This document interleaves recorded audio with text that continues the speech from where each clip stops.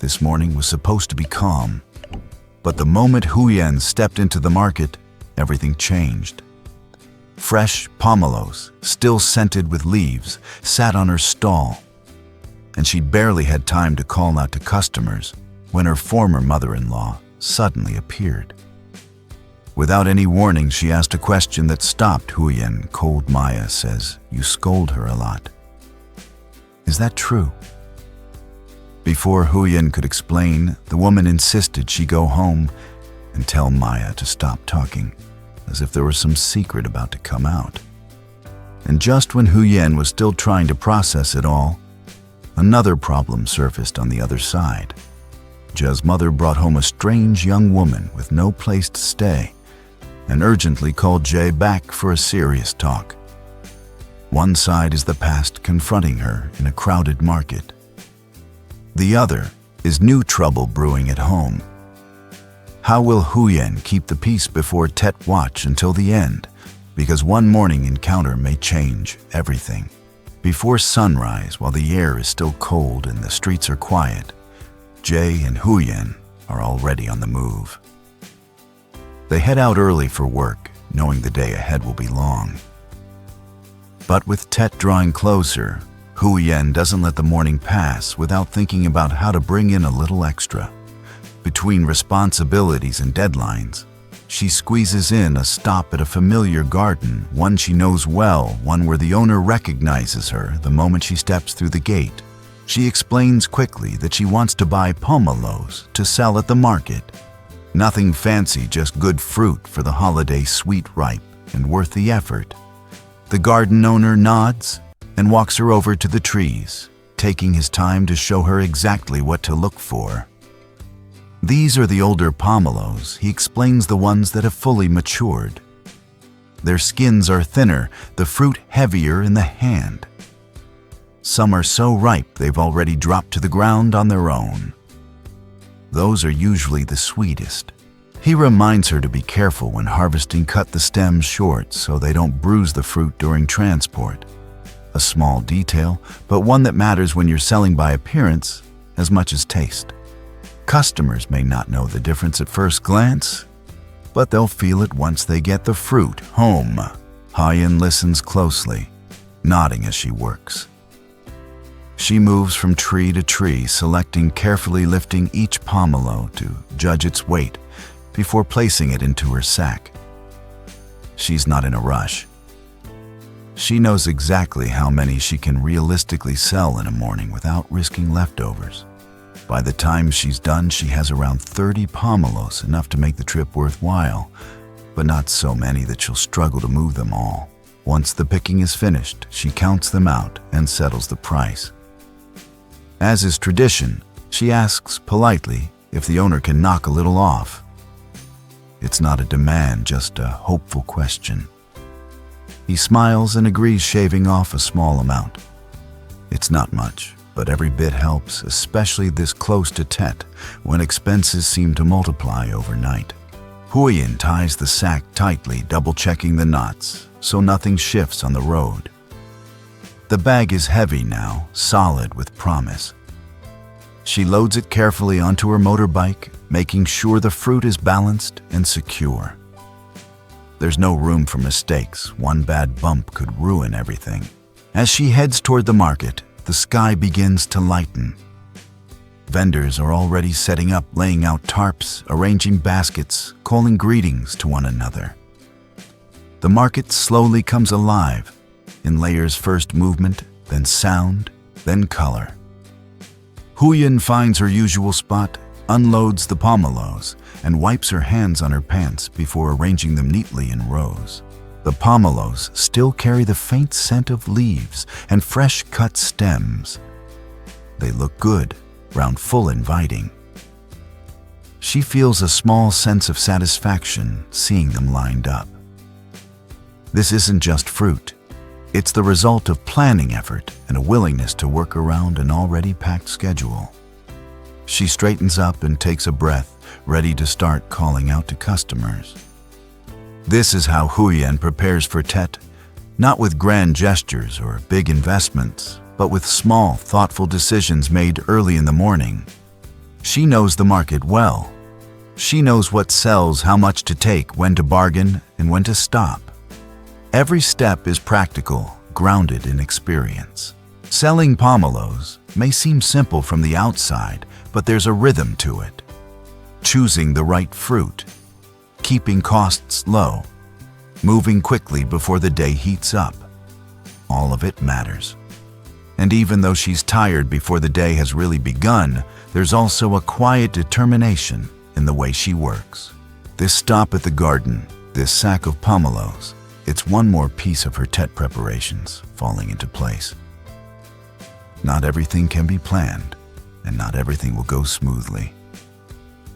But for now, standing at her stall as the market wakes up around her, Huyen feels ready. Ready to sell, ready to hustle, ready to face whatever the day decides to bring next. Just as Huyen is settling into the rhythm of the morning at the market, something she doesn't expect walks straight into her day.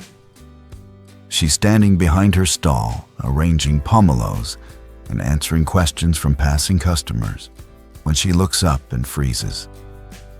Her former mother-in-law is standing there, face tense, eyes fixed on her. There's no small talk, no greeting. It's immediately clear that this isn't a casual visit. The woman wastes no time. She says she's come because she has something she needs to ask, clearly. Last time she went to Huyen's house, no one was home, and the issue has been bothering her ever since. Her tone is sharp-edged with frustration. It's clearly been building for days. Then she drops the question loud enough that a few nearby vendors glance over. Maya says you scold her a lot. Is that true? The words hit Huyen like a sudden gust of cold air. For a moment, she just stands there caught off guard. This is the last place she expects to have this conversation, out in the open, in the middle of a busy market with people all around. She feels her chest tighten, a mix of shock and disbelief washing over her. She takes a breath and answers carefully. She says she hasn't scolded Maya. Not like that. If the child said something, it may have been said casually, misunderstood, or exaggerated. Kids talk. They repeat things without fully understanding them. Or maybe someone else added details along the way, turning a small comment into something much bigger. But her explanation doesn't seem to calm the situation. Her former mother-in-law's expression hardens. She explains that after hearing Maya's words, the adults in the house started to misunderstand the situation. Whispers followed. Accusations were made.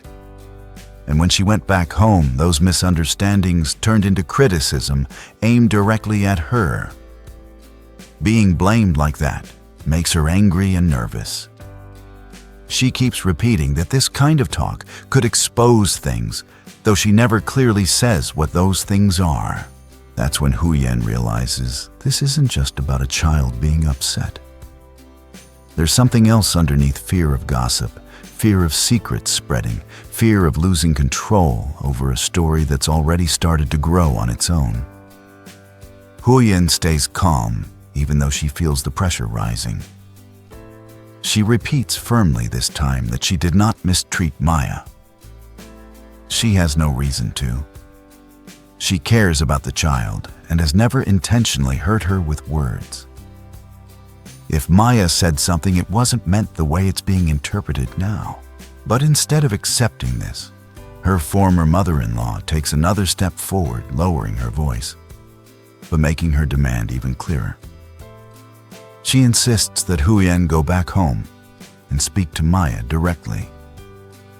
Not to clarify, not to understand, but to tell her to stop talking about it, to stop telling stories, to stop saying anything at all so things don't become more complicated. The request makes Huyen uncomfortable. It sounds less like a solution and more like an attempt to silence a child before rumors spread further. Standing there in the market with her pomelos laid out neatly in front of her, Huyen feels torn. Part of her wants to defend herself more strongly, to ask why the blame is falling on her so quickly. Another part of her wants to keep the peace, especially with Tet so close. She can feel the eyes of others nearby, even if they pretend not to listen. In places like this, conversations travel fast. A raised voice, a tense exchange, people remember those things. Huyen chooses her words carefully. She says again that she has nothing to hide, and she doesn't believe telling a child to stay quiet is the right approach. If there's confusion, it should be cleared up honestly. But she keeps her tone respectful, knowing that pushing back too hard will only make the situation worse. Her former mother-in-law, however, seems more focused on control and clarity. She repeats her demands, saying she just wants things to settle down and not turn into a bigger mess. She's visibly upset, not just angry, but anxious, as if she's afraid of what might come out if people keep talking. After a tense pause, she turns away, leaving Huyen standing there with a knot in her stomach. The market noise slowly fills the space again. Voices bargaining baskets, shifting scooters passing. But Huyen barely notices. Her hands rest on the edge of the stall, her thoughts racing. What should have been a straightforward morning of selling fruit has suddenly become heavy with implication. She looks down at the pomelos, still fresh, still fragrant. But the sweetness of the moment is gone. Now she's thinking about Maya, about misunderstandings, about how easily words can twist into something harmful when passed from person to person. She's also thinking about the pressure placed on her to fix something she didn't break, to manage other people's fears for them. This isn't just about the past showing up unexpectedly. It's about being pulled into a story she didn't choose, right in front of strangers at the worst possible time. As she straightens the fruit and prepares to call out to customers again, one question lingers in her mind. Should she stay quiet to keep things peaceful, or speak clearly and risk stirring up more trouble? With Tet approaching and tensions already high, the answer won't be simple. But one thing is certain, this unexpected confrontation has shifted the direction of her day, and possibly much more than that.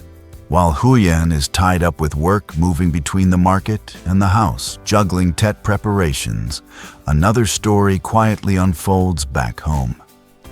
That morning, Jay's mother is out running errands on her own. The streets are busy, but her pace is unhurried, her thoughts focused on what still needs to be bought for the house. On her way to the market, she notices a young woman sitting on the side of the road. The girl looks exhausted, slumped against a wall, her face pale and streaked with tears. She's clearly been there for a while, clothes, dusty hands, trembling eyes unfocused, as if she hasn't slept or eaten properly. Most people pass by without stopping. Some glance over, then look away. But Ja's mother slows down. She watches the girl for a moment, her heart tightening. There's something about the way the girl cries, not loudly, not dramatically, but quietly, like she's run out of strength, that makes it impossible to ignore. Ja's mother approaches and gently asks what's wrong. At first, the girl doesn't answer, only shakes her head, tears spilling over again. Whatever she's been through, it's clear she's reached her limit. Seeing this, Ja's mother doesn't hesitate for long. She helps the girl to her feet and offers to take her home, just for a while. No promises, no questions yet, just a place to rest. She explains simply that the house is empty during the day and that the girl can stay there temporarily to recover. Faced with kindness, she wasn't expecting, the girl nods weakly and follows her. When they arrive, Ja's mother settles the girl inside, gives her water, and encourages her to sit down.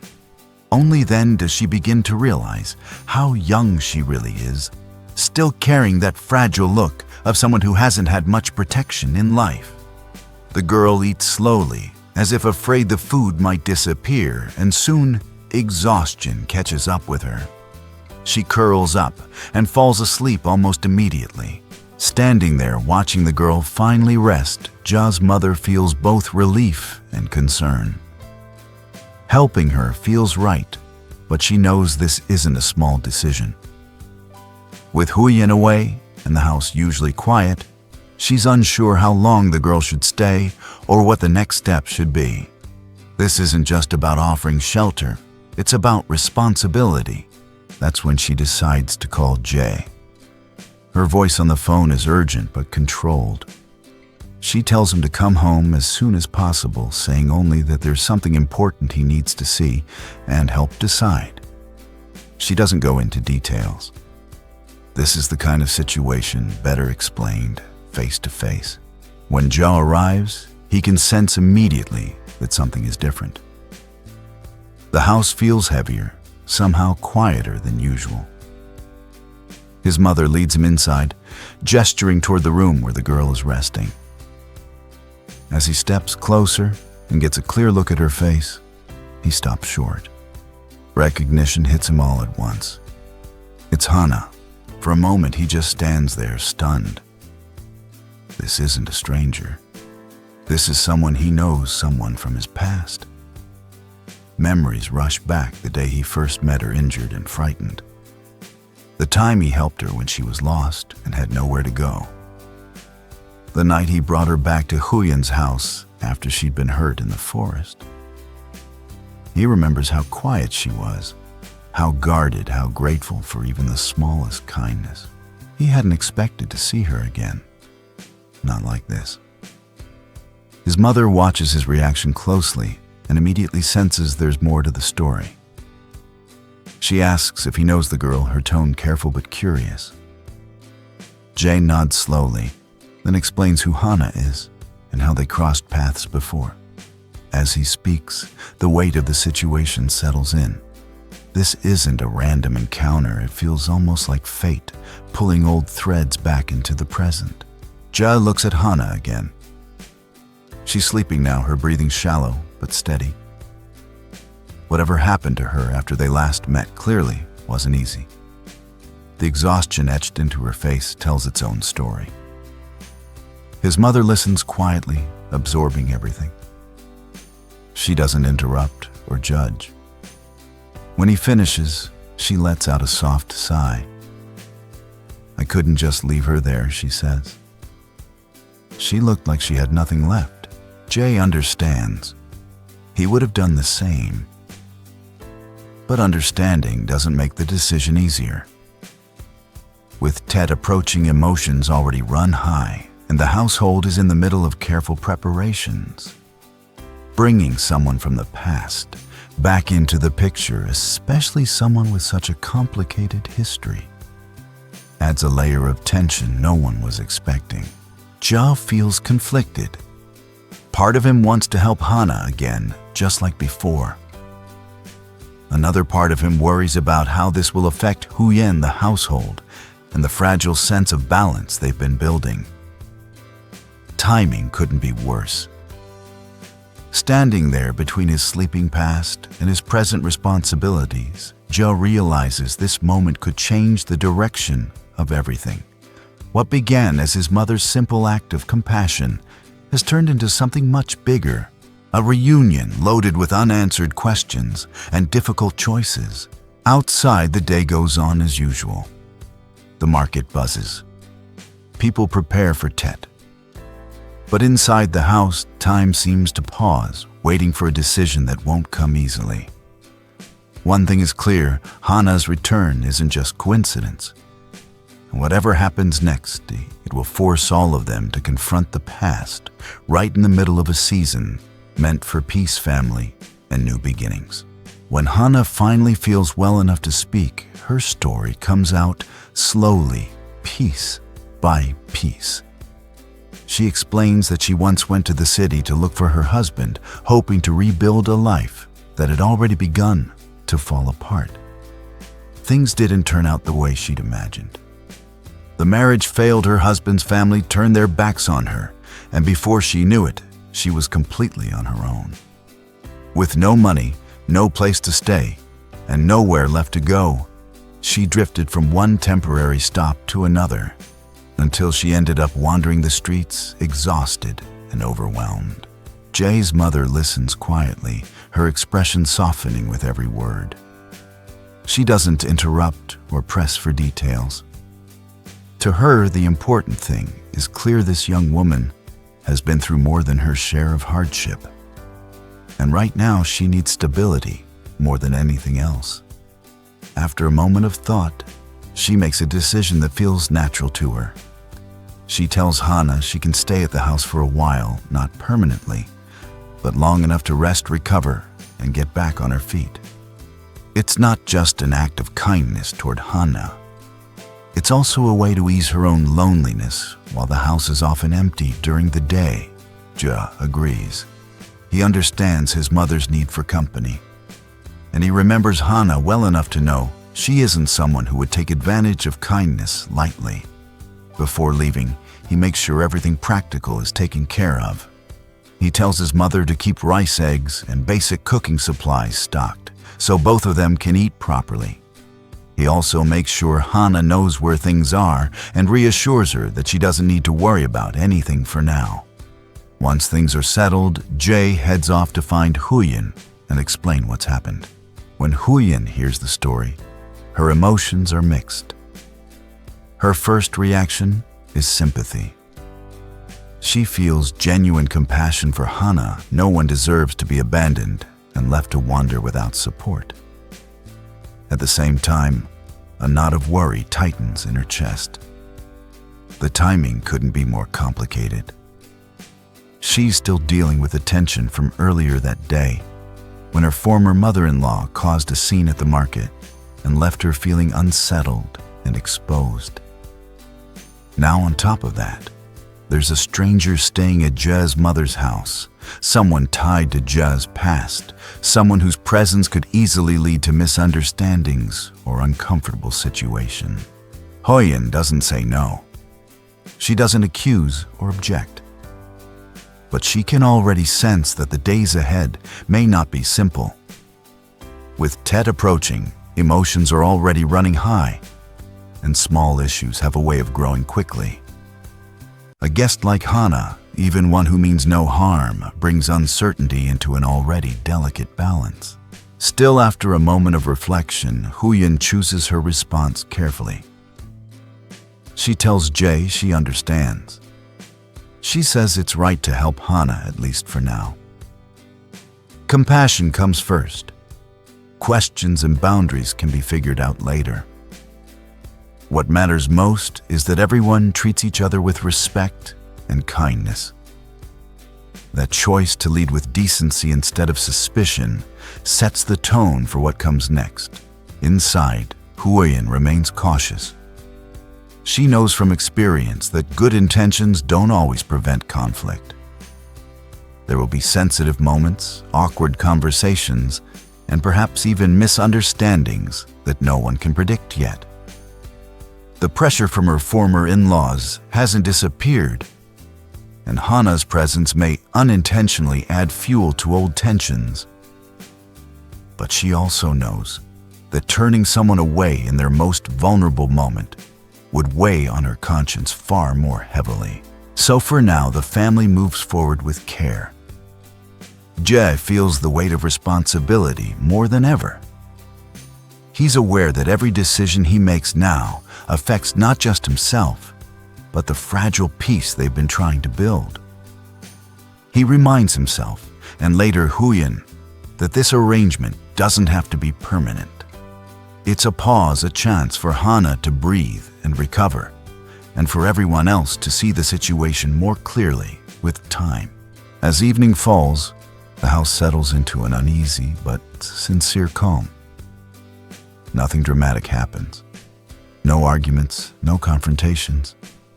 Just people coexisting, each carrying their own worries, quietly. Huyen reflects on how quickly life has shifted in a single day. In the morning, she was focused on selling pomelos and preparing for Tet. By nightfall, she's navigating old conflicts and new uncertainties at the same time. It's overwhelming, but also revealing.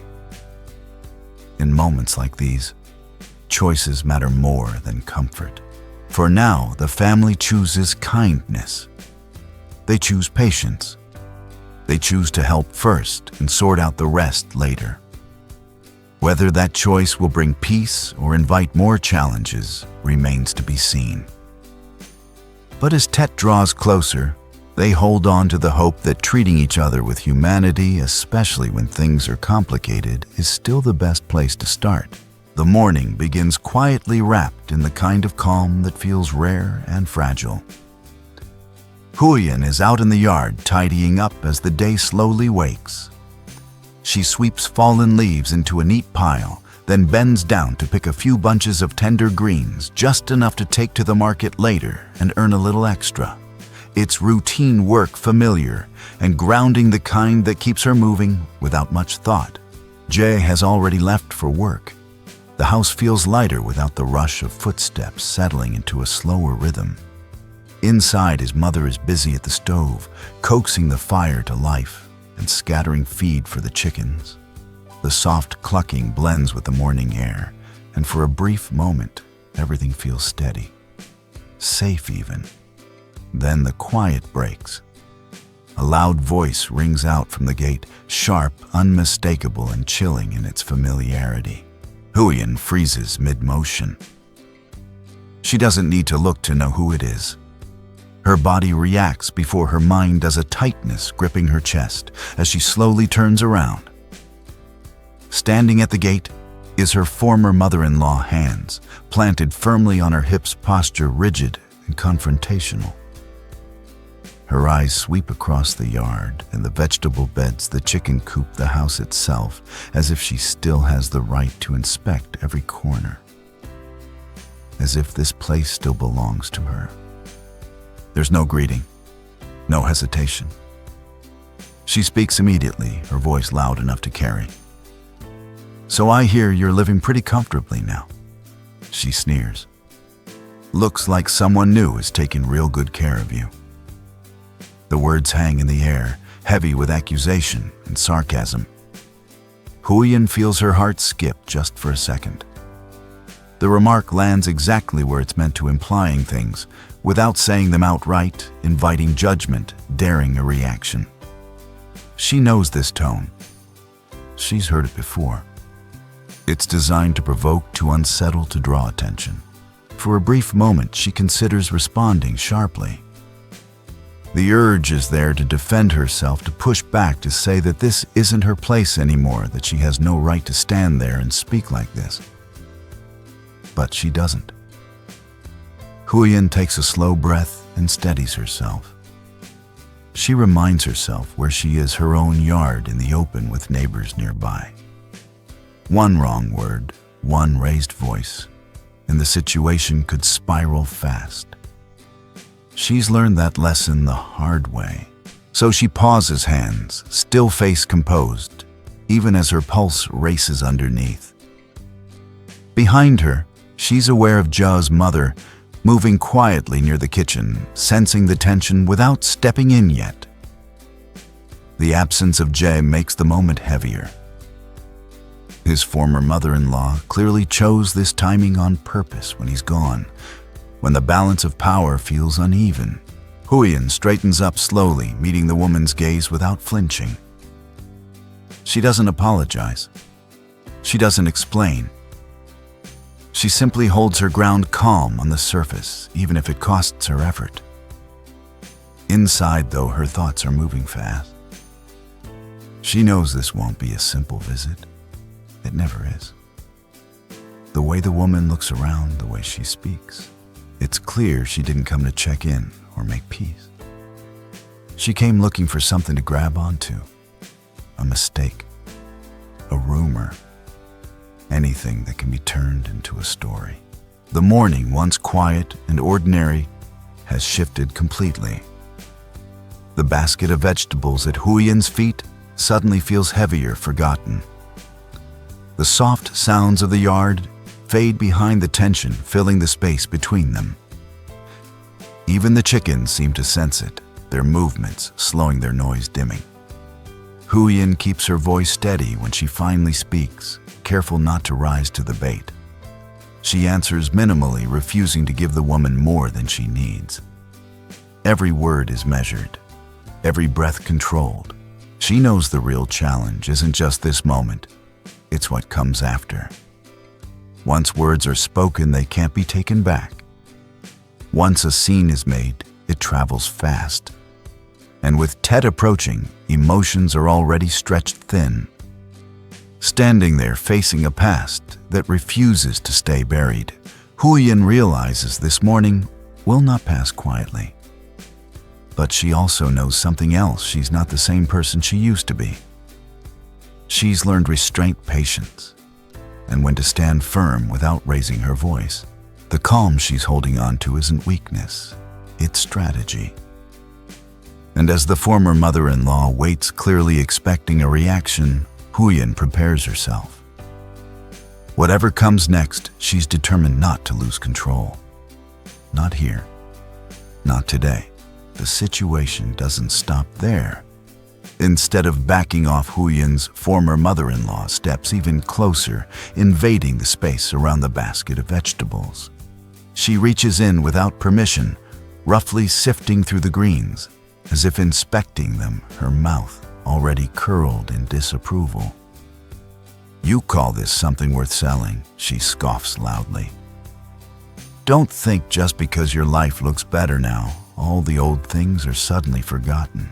Her voice rises deliberately, sharp and clear, meant to carry. She knows exactly what she's doing. Nearby neighbors slow their steps. A few glance over, pretending not to listen, while clearly taking everything in. The woman seizes the moment, continuing to drag up stories from the past, half-truths, old grievances, words twisted just enough to put Huyen in an uncomfortable light. Each sentence feels like it's aimed less at Huyen herself and more at the invisible audience gathering around them. Huyen feels her jaw tighten. This is the trap. She recognizes it immediately. If she fires back, if she raises her voice, or argues point by point, the scene will only grow louder. The woman wants that. She wants noise, attention, and witnesses. She wants to paint Huyen as disrespectful, ungrateful, or aggressive, anything that fits the story she's trying to revive. So Huyen does the hardest thing instead. She takes a breath and keeps her voice steady. Not cold, not defensive, just clear. "I don't want to argue," she says calmly.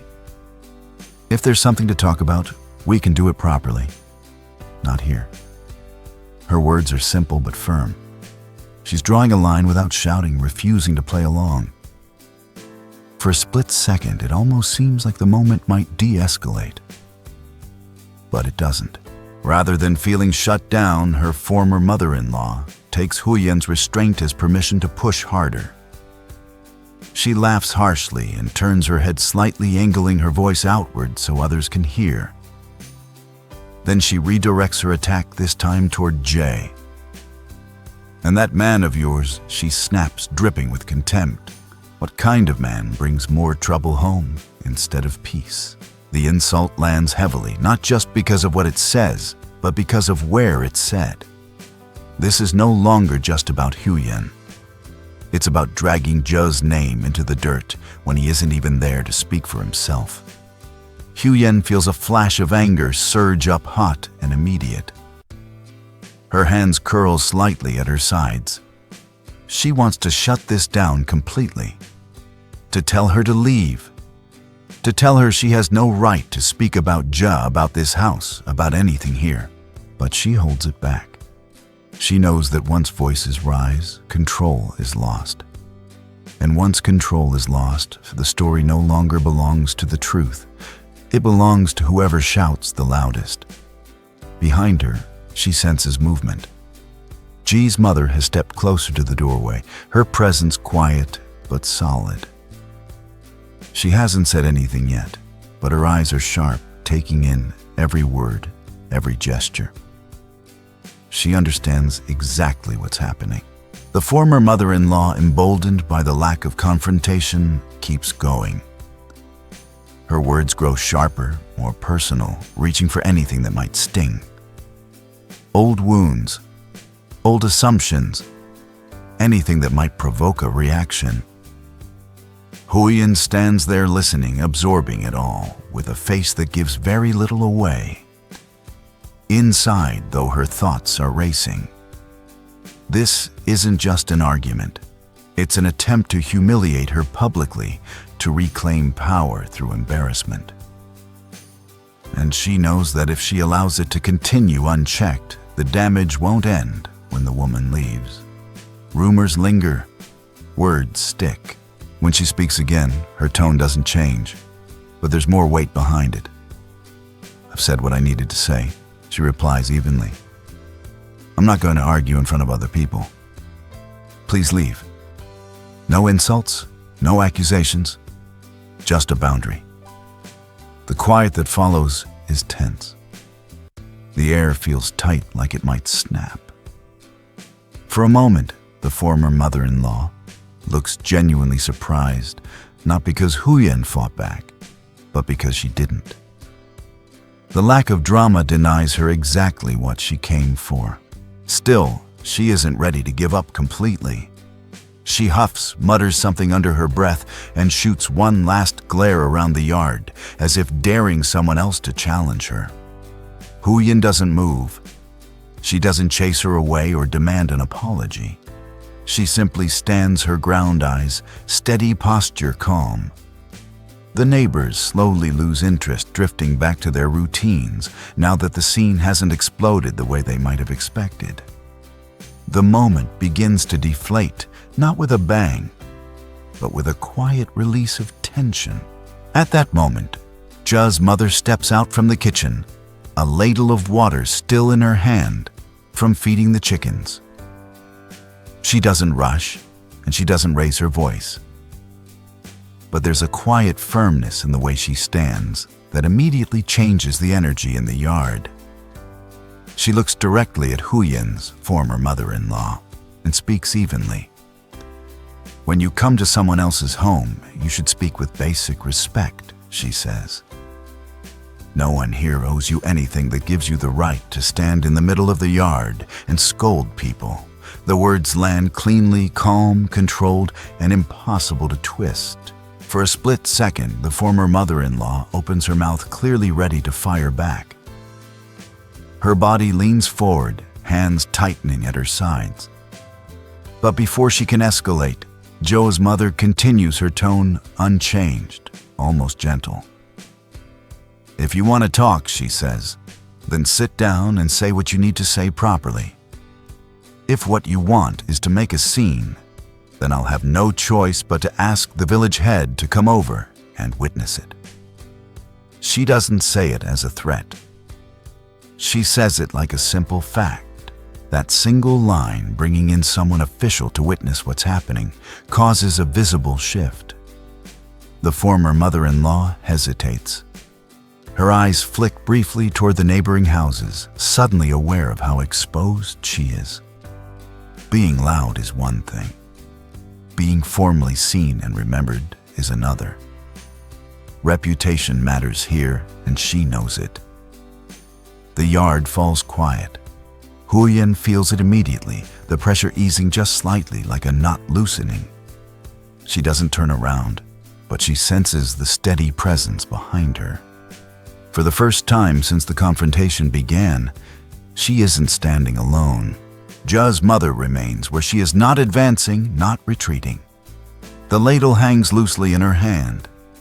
Her posture says everything: this ends here unless it's handled with dignity. The former mother-in-law scoffs under her breath, clearly frustrated that the situation hasn't gone the way she planned. She mutters something indistinct, half complaint, half retreat. The sharp confidence she arrived with has dulled, replaced by irritation and caution. This is no longer a space where she can dominate through volume alone. A few neighbors who had been lingering at the edges now look away, disappointed that the drama has fizzled instead of exploding. Without raised voices or insults flying back and forth, there's nothing exciting left to watch. Huyen finally exhales slow and controlled. Her shoulders relax just a fraction. She looks down at the basket of vegetables, adjusting the leaves that were disturbed earlier, grounding herself in the simple motion. Her heart is still racing, but her mind is clear. What just happened matters. This wasn't about winning an argument. It was about drawing a boundary and having it respected. Je's mother glances briefly at Huyen, not to check for approval, but to silently reassure her. There's no lecture, no commentary. Just a shared understanding you don't have to fight loudly to be protected.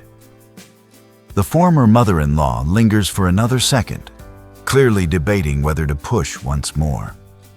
But the moment has passed. Any further outburst would now look unreasonable, witnessed, and indefensible. With a final sharp look, she turns away, her step stiff as she heads back toward the gate, seeing that the situation is no longer easy to stir up. Huyen's former mother-in-law mutters a few last cutting remarks and turns to leave. Even as she does, she can't resist one final glance. Her eyes flick toward the chicken coop and the vegetable beds, as if she's still searching for another excuse, another opening. But there's nothing left to grab onto. The moment has passed. When the gate finally closes behind her, Huyen lets out a long breath she didn't realize she'd been holding. Her hands are still trembling slightly, the adrenaline slow to fade. But she doesn't cry. Not this time. Instead, she turns to Jay's mother, her voice low and unsteady, but sincere.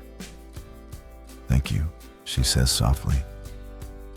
"I was just afraid I'd end up making things harder for you." Jay's mother shakes her head gently. Her answer is simple, grounded, and calm. "I'm not tired," she says. "When you have a home, you protect it. And you protect it with a cool head." The words stay with Huyen. They aren't dramatic or emotional, but they carry weight. This wasn't about defending pride or winning an argument. It was about setting limits quietly, firmly, and refusing to let chaos take over. Standing there in the yard with the morning tension finally draining away, Huyen feels something shift inside her. For the first time, she doesn't feel small in the face of the past. She feels steady. That afternoon, when Jay comes home from work and hears what happened, there's no shouting, no panic. The two of them sit down and talk it through carefully. They agree that what happened wasn't a one-time thing, it was a warning. Not a threat exactly, but a reminder that peace doesn't come from hoping people will behave better on their own. So they decide to make changes. Together, they fix the latch on the gate, making it stronger and more secure. They reinforce the fence around the vegetable beds, straightening posts and tightening wire. It's practical work, the kind that keeps hands busy and minds clear. No anger, no bitterness, just quiet determination. They aren't doing this to challenge anyone. They aren't preparing for a fight. They're doing it so that from now on, no one can simply walk in uninvited and turn their space into a battleground. Boundaries once set don't need to be announced loudly. They just need to exist. As the sun lowers and the air cools, the yard starts to feel like itself again. Familiar. Safe. The chickens settle down and the garden looks orderly, and the gate closes with a firm, reassuring click. That evening, over a simple dinner, Huyen reflects on the day. The food is warm, the room quiet. Outside, the world continues, as it always does. But inside, something feels different, stronger. She realizes that peace isn't something that simply happens when other people decide to behave. It's something you build brick by brick, choice by choice. Sometimes that means staying calm when you're provoked. Sometimes it means speaking up without raising your voice. And sometimes it means changing your surroundings so that unnecessary trouble can't reach you as easily anymore. Huyen looks around the table at Jay, at his mother, and feels a deep, steady sense of gratitude. Not because the day was easy, but because it was handled well. Because no one escalated. Because no one backed down in fear either. For a long time, she'd believed that keeping the peace meant enduring discomfort quietly, letting things slide, avoiding conflict at any cost. But today taught her something different. Peace isn't about silence. It's about clarity. It's about knowing where the line is and holding it. Later, as she clears the table and glances out toward the yard, Huyen feels lighter. Tired, yes, but not weighed down. The past may still show up unannounced, but it no longer controls the space she lives in. She understands now calm doesn't come for free, but it can be protected, built, chosen. And standing in that quiet house with the gate secured and the night settling gently around them, Huyen knows one thing for certain. Peace may not come naturally, but it's absolutely something she can create. But he didn't seem to notice. He was focused on the hardware tightening screws and testing the swing of the heavy wood over and over again. The holidays are right around the corner. Jay called out, his voice low but carrying an edge of caution as Huyen stepped onto the porch with a steaming mug. He didn't look up from his work, his brow furrowed in concentration. People get desperate this time of year. We can't afford to be careless. We need to make sure this place is locked down tight just for our own peace of mind. It was the classic dilemma of a small-town winter, the desire to be a good neighbor versus the primal instinct to protect your own. The mystery of the girl at the gate and those strange footprints in the soil still hung over them, like the heavy fog rolling off the hills. Inside the kitchen, Dee's mother was already at her station. She sat by the small wooden table, her hands moving with practiced grace as she trimmed the morning's harvest of tender greens. She hadn't said much since the sun came up, but she had been listening to every word spoken in the yard.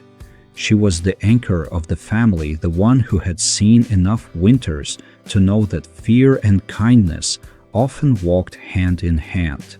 When Dad finally walked in, rubbing his numb hands together, she looked up. Her expression was gentle, but her eyes held a weight that demanded attention. There was no tremor in her voice, only the steady resonance of someone who understood the true nature of security. You can bolt the door and reinforce the gate all you want, son, she said, her voice soft but firm, cutting through the steam of the ginger tea. But remember, this true peace isn't something the world just hands you because you're a good person. It isn't a gift given by the kindness of others. Peace is something you build, and it's something you have to be brave enough to protect yourselves. If you want a quiet life, you're the ones who have to hold the line.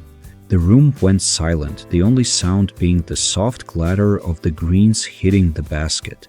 Her words hung in the air, a sobering reminder that while their hearts were open to helping those in need, their hands had to be ready to defend the home they had built.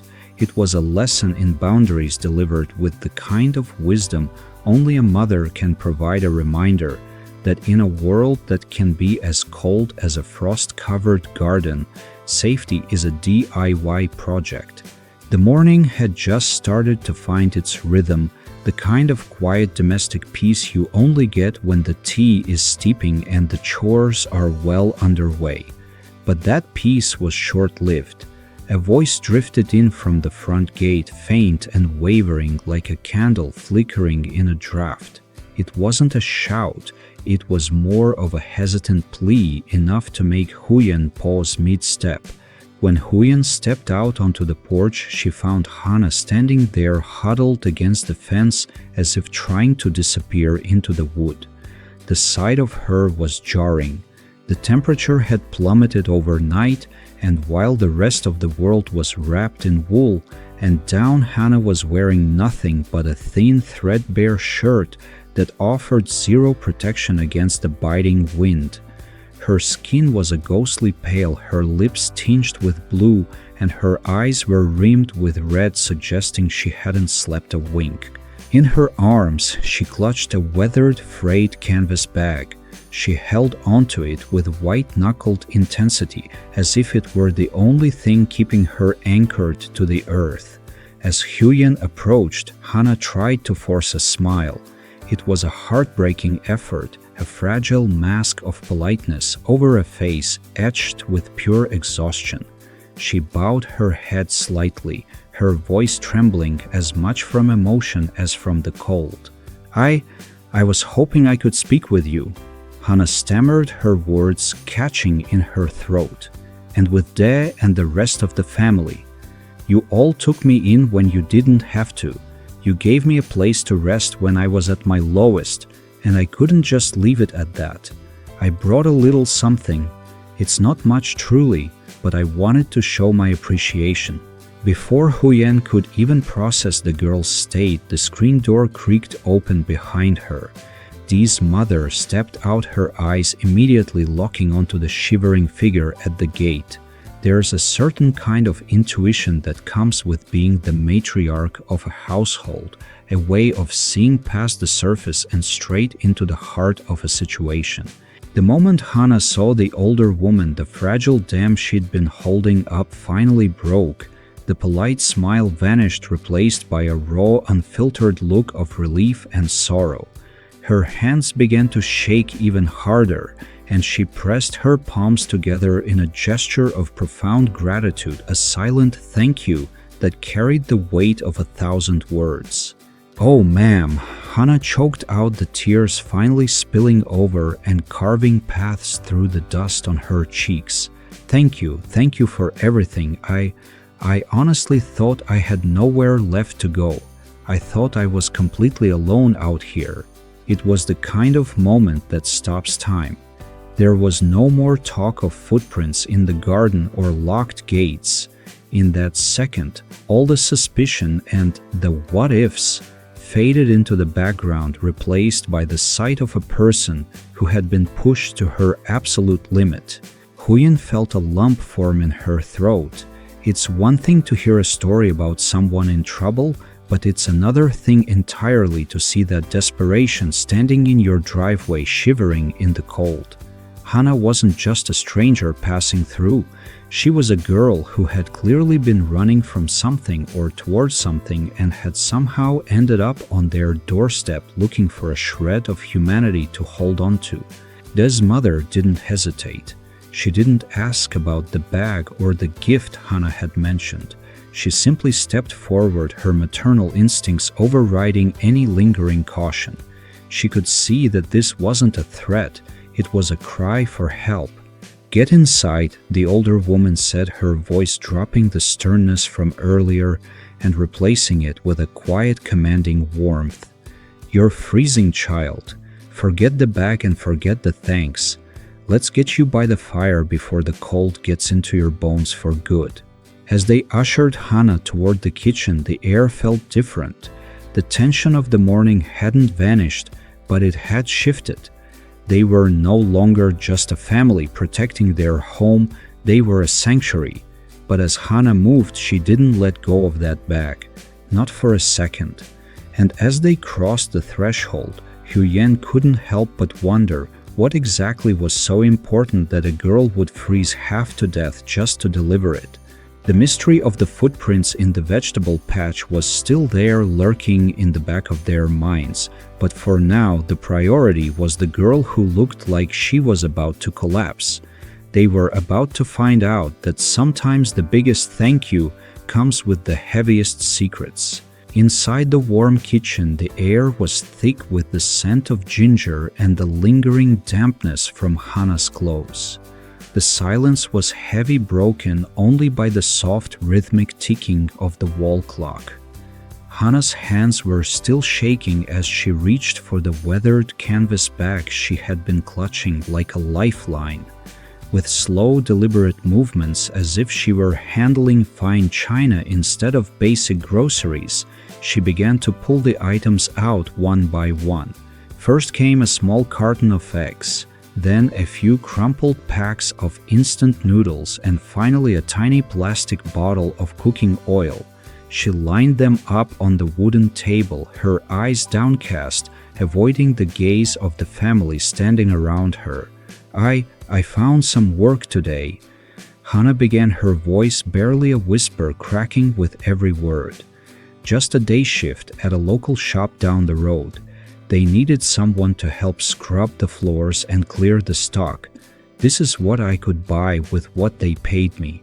She looked up, then her eyes swimming with tears that refused to fall just yet.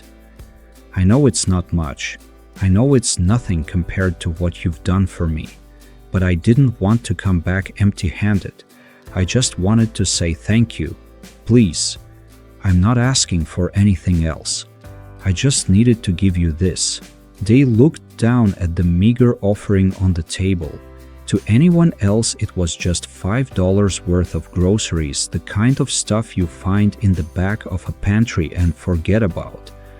But looking at Hana's red raw hands and her shivering frame, he knew exactly what those items represented. They represented an entire day of back-breaking labor in the cold.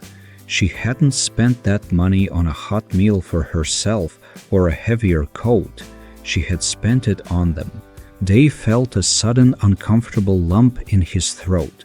He took a step forward, his hand raised as if to push the items back toward her.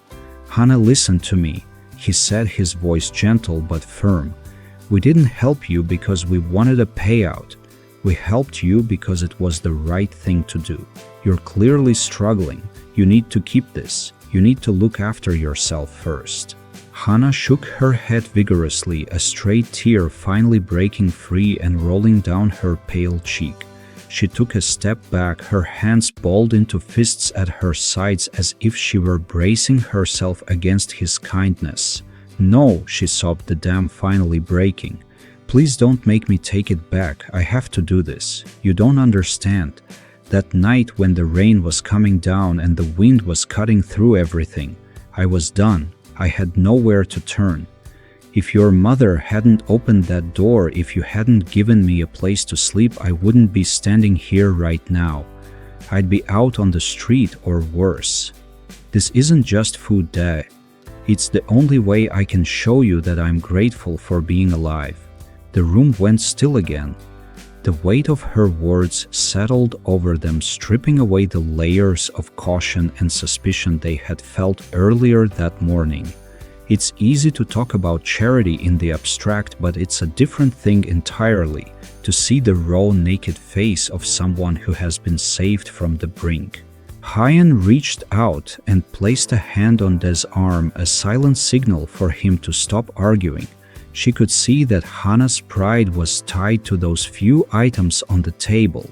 In a world where she had lost everything, her home, her security, perhaps even her sense of self, this small act of paying it back was her way of reclaiming her dignity. To refuse the gift would be to refuse her humanity. Throughout the entire exchange, Dee's mother had remained quiet. She stood by the stove, her eyes fixed on the small bottle of oil and the eggs. She was a woman who had lived through enough hard winters to know the value of $1, but she also knew the value of a soul. She walked over to the table, her footsteps soft on the linoleum. She didn't look at the groceries. She looked directly at Hana. The girl's shoulders were hunched, her head bowed in a posture of total vulnerability. The older woman reached out and placed a warm, weathered hand on Hana's shoulder, a gesture that was both a blessing and an acceptance. "Hana," she said softly, her voice carrying a maternal warmth that seemed to fill the room. Look at me." Hana slowly lifted her head, her face wet with tears. "In this life," the mother continued, "people will tell you that value is measured by how much you have in your pockets. They'll tell you that a big gift is worth more than a small one. But they're wrong." She gestured to the eggs and the noodles. "Gratitude doesn't live in the price tag. It doesn't matter if you bring a feast or a single grain of rice. True kindness and true thanks live in the heart. You've worked hard for this. You put your sweat and your time into these things just to say thank you to us." She paused, offering a small sad smile that reached her eyes. "We accept your gift, Hana, not because we need the food, but because we recognize the heart that brought it here. You've done more than enough." The tension that had been holding Hana upright seemed to evaporate. She let out a long, shuddering breath, her eyes closing as she leaned almost imperceptibly into the older woman's touch. For the first time since she had appeared at the gate, she looked like she could finally breathe. It was a profound lesson for everyone in that kitchen.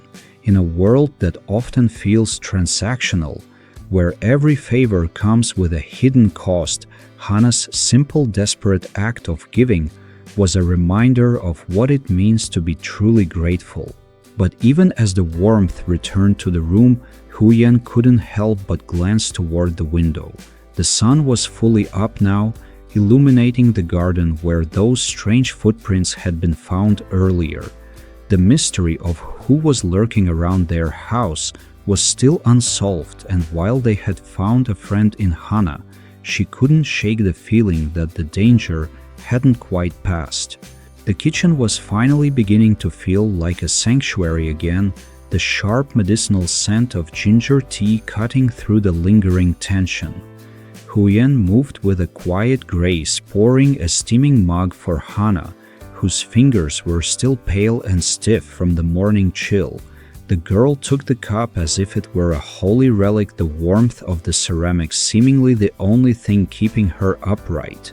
As Hana took a small hesitant sip, Da's mother shifted in her chair. She wasn't one for small talk, especially when there were serious matters at hand. She had spent a lifetime reading people, and while her heart had softened toward the girl, her practical mind was already 3 steps ahead. "Hana, let's talk about the hard stuff for a second," the older woman said, her voice steady and grounded. "Do you have your papers? An ID, a birth certificate, anything? And is there anyone we should be calling family, friends? Someone who's looking for you?" Hana's gaze dropped to the tea. Her story came out in fragments, a jagged narrative of a life that had unraveled far too quickly. She spoke of a wrong turn, a string of bad luck, and people who had turned their backs on her when she needed them most. She wasn't a criminal, she was just someone who had slipped through the cracks of a world that doesn't have much patience for the lost. She didn't want a handout. She explained she just wanted a foothold. She wanted a place where she could work without being looking over her shoulder, a way to reclaim the dignity she'd lost somewhere along the cold, lonely road. Hugh had been leaning against the counter, listening intently, finally spoke up. He was a man of action, and he could see a path forward where others might only see a dead end. "Look," Dee began, "the town market is always looking for extra hands. I know the owner of the diner up at the county seat. They're almost always short-staffed in the back washing dishes or prepping food. It's hard work, but it's steady." He paused, thinking for a moment. "And then there's the seamstress shop in town. The lady who runs it, she's a friend of the family. She's got a heart of gold, but zero patience for people who don't work hard. If you can handle a needle and thread, I might be able to get you an interview there too." Huyen stepped forward, placing a gentle hand on the table. She saw the flicker of hope in Hana's eyes, but she also saw the sheer exhaustion. Finding a job was one thing, but survival in the meantime was another. "If you're okay with it, Hana," Huyen added softly, "why don't you plan on coming by here for lunch for the next few days? It'll save you some money, and at least you won't have to spend your afternoons wandering around with nowhere to go. We always make too much anyway, and we'd love the company." It was the final straw. The wall Hana had built around herself, the one made of pride, fear, and survival instincts, completely crumbled. She didn't just cry, she wept, a raw release of months of held-in terror and loneliness. She bowed her head so low it nearly touched the table, her thank yous muffled by her sobs, her gratitude so profound it was almost painful to witness. In that moment, they weren't just neighbors or strangers, they were a safety net. This mother stood up, walked around the table, and placed a firm but comforting hand on the girl's trembling shoulder. It was the touch of a woman who had weathered many storms and knew that the only way to survive them was together. "Dry those eyes, child," she said, her voice a soothing blend of authority and tenderness. "You've done enough crying for one lifetime. From here on out, if things get heavy, you speak up. You tell us what's going on. Don't ever let yourself get backed into a corner like that again. No one should have to face the dark alone." The kitchen grew quiet again, but it was a different kind of silence than before. It was the silence of a plan being formed, of a life being recalibrated. Outside, the sun was finally burning through the last of the frost, and for the first time in a long time, the future didn't look quite so cold for Hana. The family had made a choice. They had chosen to look past the red flags and the footprints in the garden to see the human being standing in front of them. It was a risk, certainly, but as the steam rose from the ginger tea, it felt like the only choice they could have lived with. The moment Hana turned the corner and disappeared from sight, the heavy emotional weight in the air seemed to lift, replaced by a sharp, stinging clarity. The house was quiet again, but it wasn't the peaceful quiet of the early morning. It was a silence filled with questions. Huyen decided to head out to the vegetable garden, hoping the fresh air and the routine of checking the crops would help her process everything. The sun was higher now, casting long dramatic shadows across the rows of greens, but as she reached the edge of the patch, she froze. Near the back fence, where the soil was still damp and soft from the morning mist, a section of the leafy greens had been crushed. It wasn't the work of a stray animal or the wind. The stalks were snapped clean, flattened into the mud in a distinct heavy pattern. "Dig it out here for a second," Huyen called out, her voice tight with a sudden spike of adrenaline. They hurried over, wiping his hands on a rag. He followed Huyen's gaze down to the dirt. He knelt, his shadow falling over the disturbed earth. He didn't say anything at first, just traced the outline of a tread that was clearly visible in the dark soil. It was a heavy boot print, wide, deep, and definitely fresh. He stood up, his jaw set and his eyes scanning the perimeter of the fence line. "That's not my boot," he said, his voice dropping into a low protective register. "And it's definitely not yours. Someone was standing right here, Huyen. They were watching the house while we were inside with Hana." A cold shiver that had nothing to do with the winter air ran down Huyen's spine. The thought of a stranger lurking just feet away while they shared tea and stories made the safety of their home feel incredibly fragile. It was a classic gut check moment, the kind where your desire to be a good person slams head first into your primal instinct to protect your family. This mother had followed them out, leaning against the wooden post of the porch. She looked at the trampled vegetables and then at the worried faces of her children. She didn't look scared, she looked resolved. There was a stoic rural wisdom in her expression, the kind earned from decades of living in a world that wasn't always kind. "Don't let it rattle you. she said, her voice steady and calm, cutting through their rising panic. People will do what they do. We can't control the shadows and we shouldn't let them change who we are. We live our lives right, we stay honest, and we keep our heads held high. If we start living in fear, then the shadows have already won. She stepped off the porch, her eyes locking onto Dee. But being a good person doesn't mean being a target. Peace is something you have to maintain. From now on, that gate stays locked. We reinforce the fence and we keep our eyes open. We don't stop being kind, but we stop being easy. Huyen looked at Dee and he gave her a small solemn nod. The message was clear. They weren't going to turn their backs on people like Hana, but they weren't going to leave the back door open anymore either. It was a hard-learned lesson in boundaries. Your heart can be open, but your perimeter needs to be tight. You're right, Huyen whispered, looking back at the footprint one last time before turning toward the house. We can help the world, but we have to make sure we still have a home to come back to.